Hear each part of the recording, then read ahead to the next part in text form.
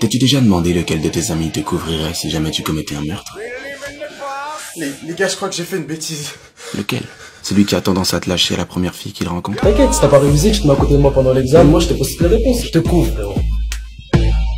Rockstar bitch. Franchement, je comprends rien. Y'a pas de soucis, tu te mets à côté de moi, je te passerai toutes les réponses. Tu me remercieras plus tard. Bonne chance pour l'examen, gros. Ou alors celui qui compte chaque centime que tu lui dois?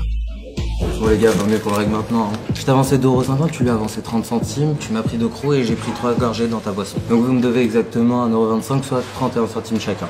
On se fait un virement? Ou peut-être celui qui triche et manipule au moindre jeu parce qu'omnibulé par la victoire.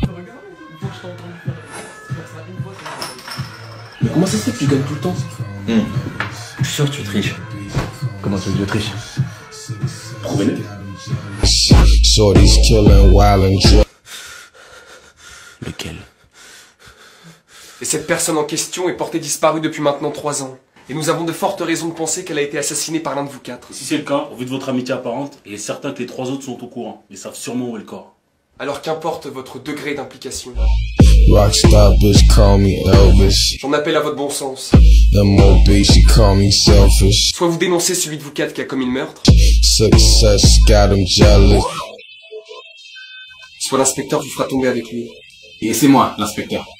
This the crazy shit in the club. Je me présente, je suis l'inspecteur principal chargé de cette affaire et voici Pierre, l'inspecteur adjoint. Et j'aime beaucoup ce genre d'affaires, mais malheureusement elles sont toutes extrêmement simples à régler. On commence par interroger le plus faible d'entre vous, on vous isole tous dans une pièce différente et vous vous dénoncez tous mutuellement en moins de 2 heures. Pierre, vous avez trouvé le plus faible? Toi bien là.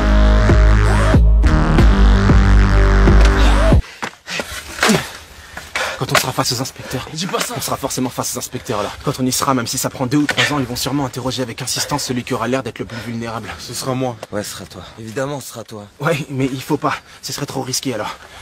On va te faire passer toi pour le plus faible. Et pour ça, tu ne les regarderas jamais dans les yeux. À aucun moment, d'accord? Et comme ça, on fera passer le plus fort pour le plus faible.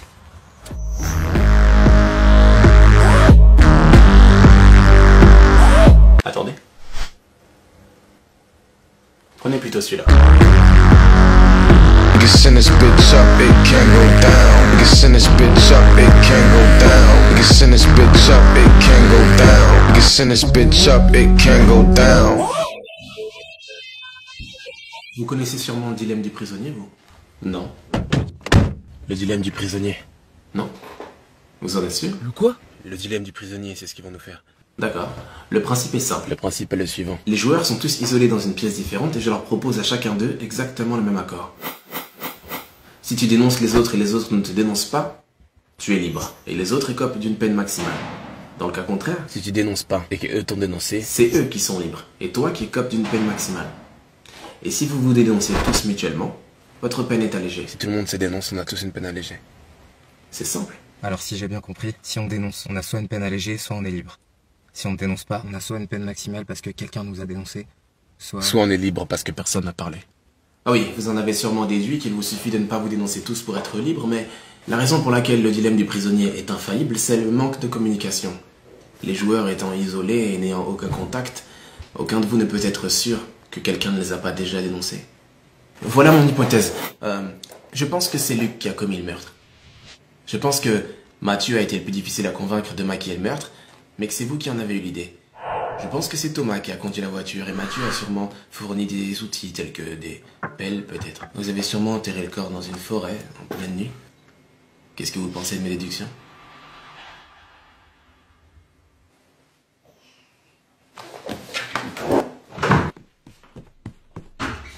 C'est fini. Vos amis se sont dénoncés et donc vous ont dénoncé aussi. Vous voulez parler ou pas? c'est pas possible. Alors, Luc a commis le meurtre. Willem vous a convaincu d'enterrer le corps dans la forêt. Mathieu a fourni les pelles. Vous avez conduit la voiture jusqu'à... Ah, je continue. Voilà. C'est à vous de voir. Attendez, d'accord, je vais parler. Je dois appeler quelqu'un, enfin je veux dire, ils ont appelé leur avocat avant de tout dire, non? Non! Si jamais vous voulez vous dénoncer... Personne va se dénoncer. J'ai dit si jamais! Si vous voulez vous dénoncer, faites-le sans l'aide d'un avocat, faites-le sans appeler personne. Ok, mais pourquoi? Comme ça, si l'inspecteur vous dit que quelqu'un s'est dénoncé, vous suffira de lui demander si cette personne a appelé son avocat. pour savoir si c'est du bluff. Non. J'ai rien à dire. C'est con ou quoi? Ne me faites pas croire que vous aviez compris. Vous pensez qu'ils vont se dénoncer? Ils ont l'air d'être comme les 5 doigts de la main. C'est vrai. Vous êtes libre. Vous pouvez rentrer chez vous. Hein? Nous sommes maintenant sûrs que vous êtes innocent. Vous pouvez y aller. Et les autres? Les autres sont inculpés. Ils seront arrêtés. Nous pensons d'ailleurs que vous avez été embarqués de force dans cette histoire. Mais c'est terminé maintenant. Vous pouvez y aller. Non. Ah, vous devez être en état de choc. Ah, messieurs, accompagnez-le, s'il vous plaît. C'est moi. C'est moi. C'est moi. J'ai tout fait tout seul. Ils ne m'ont pas aidé. Ils sont au courant de rien. Où est le corps? Dans le nord de la forêt Marage, au-dessus de la rivière. C'est là qu'on va l'enterrer. Forêt Marage au nord, au-dessus de la rivière. Vous avez entendu? Vous aviez plutôt bien joué, mais vous avez perdu. Échec. Vous aviez tout prévu, mais c'est très étonnant que vous n'ayez pas pensé que votre ami se dénoncerait lui-même par amitié. Très étonnant même. Dans le nord de la forêt Marage, c'est là qu'on va l'enterrer. Mais où est-ce qu'elle est la forêt Marage? Je l'ai inventée, c'est pas là qu'on va. Il va forcément vouloir se dénoncer à un moment ou à un autre. Alors par précaution, il ne faut absolument pas qu'il connaisse l'adresse. S'il ne sait pas où est le corps, ses aveux ne vaudront rien. Vous vous foutez de nous? Cette fois n'existe pas.